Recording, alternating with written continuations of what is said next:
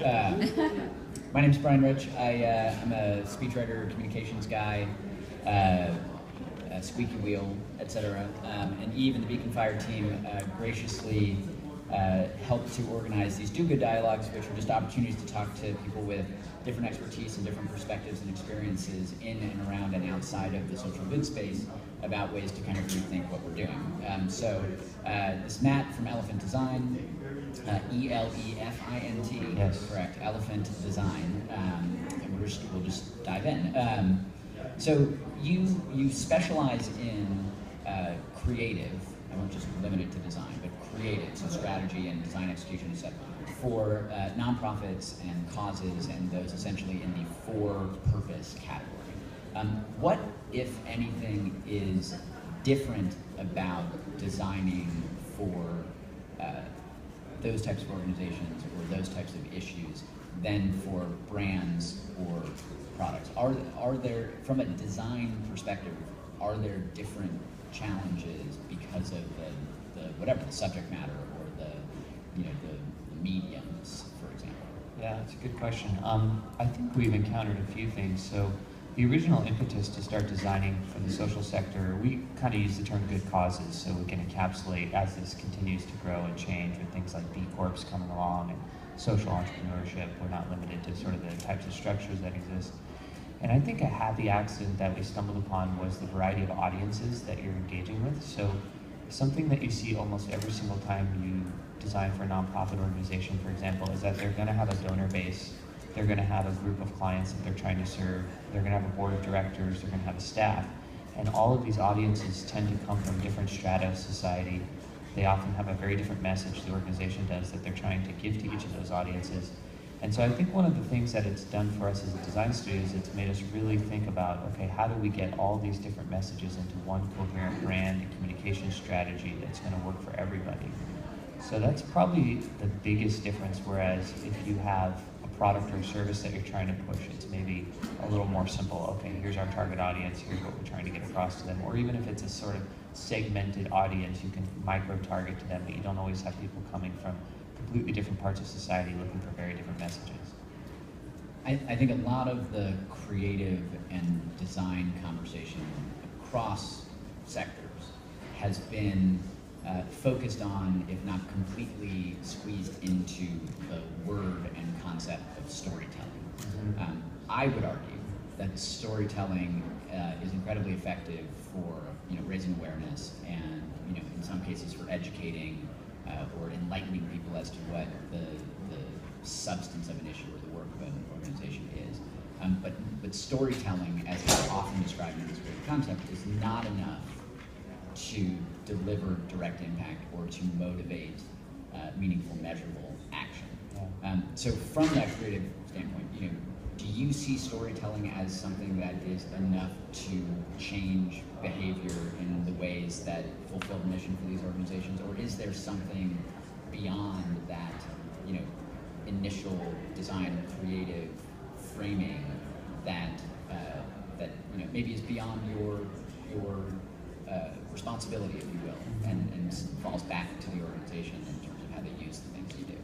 Yeah, it's a great question. There's a lot in there. I think we often struggle with what is our responsibility and what's not, because if an organization comes and hires us, let's say to build, say, a design and infographic for them, we do our best, so we think of ourselves as a strategic design studio, so we want to understand who are their audiences, what are those goals that the different audiences have, and where are their points of intersection and overlap between what the organization needs to get out of the piece and the audiences. And so we really do put that strategic thinking into it, and then we deliver a piece to them. But once that piece has been delivered, our job is done. And if we've done a good job creating that design, then the organization's happy with us. They don't come back and say to us, well, we didn't get a lot of mileage out of this piece. And fairly so, because we can't necessarily be held responsible for their distribution strategy unless we want to take that on and get hired for that. We can't necessarily be responsible for what they do with everything after we give it to them, especially sometimes people actually modify things once you've given it to them. So when you start to look at things like return on design, which is kind of an idea that we've played around with a little bit, you have to really be clear what's going to be done after the design is delivered to the clients, and that's something we're still figuring out. I have a friend who has a company where they create micro-documentaries stories for good causes, and they essentially create something. It's basically the same format for every organization, even though the story changes.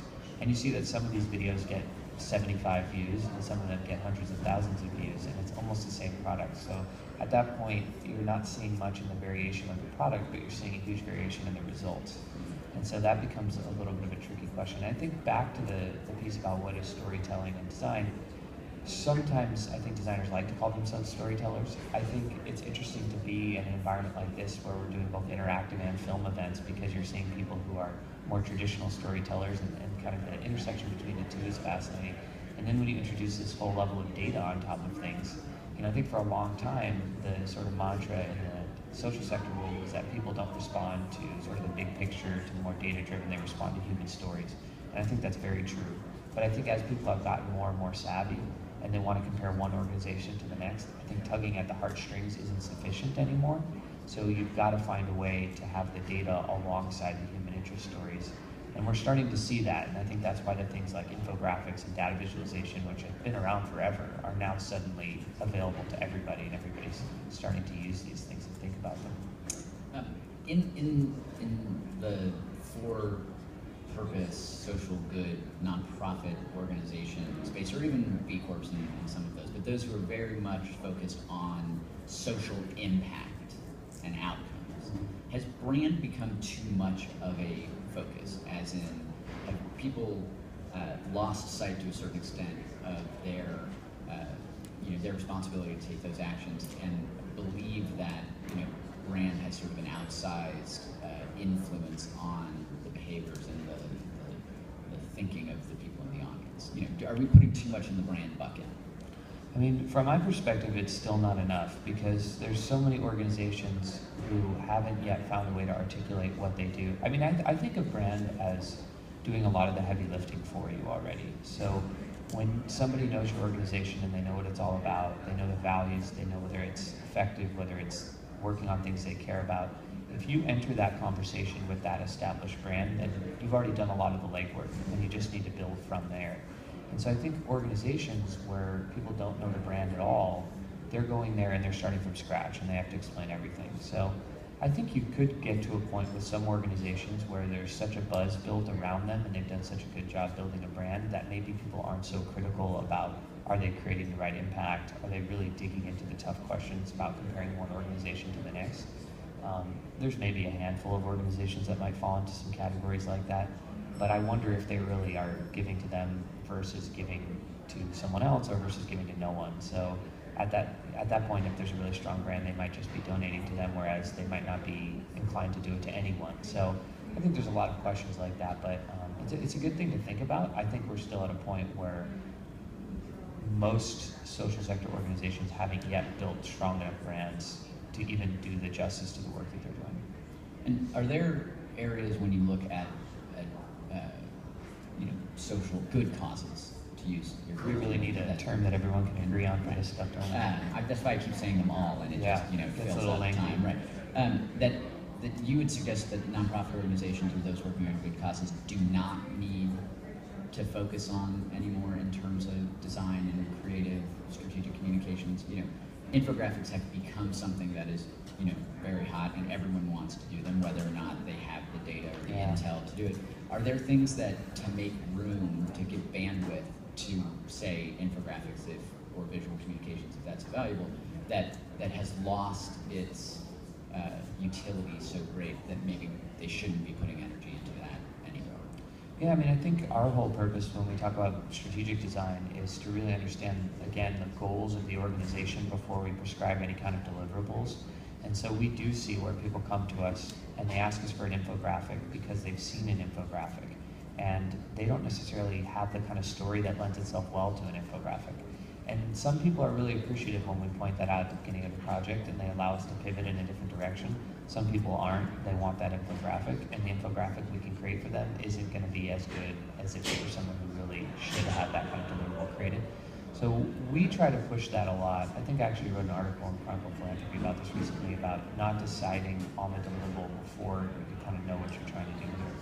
And I think what's difficult for people is, we can say this stuff as a design studio that thinks about it all the time, But for most people working in an organization, they have a certain amount of time, certain amount of budget to start thinking, okay, we need to do this thing, and design's going to be a part of it.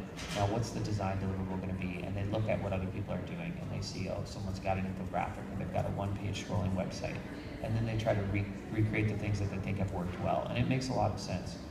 We're trying to open up the conversation a little bit to tell people, you can go to really good design studios or ad agencies or wherever you work with on these kinds of things, and you can tell them what you're trying to do and give them a little bit of creative freedom. Another piece that I just wrote that we're sort of railing against RFPs, because RFPs do this really poorly where they structure the deliverables so much before you've even started an engagement with someone. And it really should be your goals that drive it. And then you find a studio that does cool work, and then you can figure out what's the best fit between you guys. And I think that's the approach that people should shift to. And I think once you've developed a strong relationship with an organization, you can have the trust to be able to do that kind of stuff. Otherwise, I think you will see people who are picking formats that are inappropriate for the kinds of stories that they're trying to tell. Two more quick questions. You mentioned the interesting intersection between interactive and film here, and the comparison between storytelling types and people who classify themselves as storytelling. But when you look across the rest of South by Southwest, what are the design or creative-oriented conversations that you think have lessons or insights for good causes, even though at present they have nothing to do with it? So product design or photo sharing. What are the trends or the topics that you wouldn't associate with good causes, but that we should have our antenna up for? Sure. Yeah, I mean, I think we've seen a little bit of a lag oftentimes in the social sector to pick up the latest. And again, it can become the opposite problem where people are just trying to grab onto whatever's trendy and whatever's cool. And I think a sort of guiding principle that people can take as sort of a North Star in these discussions is understand what you're trying to do and understand where you're trying to go. And then once you know that, you can see, okay, what are the latest things happening that I need to pay attention to? So one of the ones that I'm super interested in right now is data. And there's lots of kinds of data. So there's data within your organization.